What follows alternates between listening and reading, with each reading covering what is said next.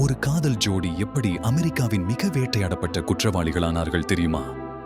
பானி Parker மற்றும் glide borrow டெக்சாஸின் சாதாரண திருடர்களாக தொடங்கினார்கள். ஆனால் 1930களின் பொருளாதார நெருக்கடியில் அவர்கள் வங்கி கொள்ளையர்களானார்கள். ஊடகங்கள் அவர்களை காதல் ஹீரோக்களாக சித்தரித்தன. ஆனால் உண்மை மிகவும் கொடூரமானது. அவர்கள் 9 போலீஸ் அதிகாரிகளை கொன்றார்கள். பல மாநிலங்கள் மற்றும் ஃபெடரல் ஏஜென்ட்கள் அவர்களை வேட்டையாடினார்கள். மே 23ஆம் தேதி 1934இல் லூசியானாவின் ஒரு சாலையில் காவல்துறை பதுங்கியிருந்தது. 16 வினாடிகளில் 130 குண்டுகள் வீசப்பட்டன. அவர்களின் ஃபோர்டு கார் சல்லடையானது. மிக அதிர்ச்சிகரமான விஷயம் என்னவென்றால், மக்கள் கூட்டம் வந்து பானியின் இரத்தம் தோய்ந்த ஆடை மற்றும் கிளைடின் காதை நினைவுப் பொருட்களாக திருடினார்கள். காதல் கதை இப்படித்தான் முடிந்தது.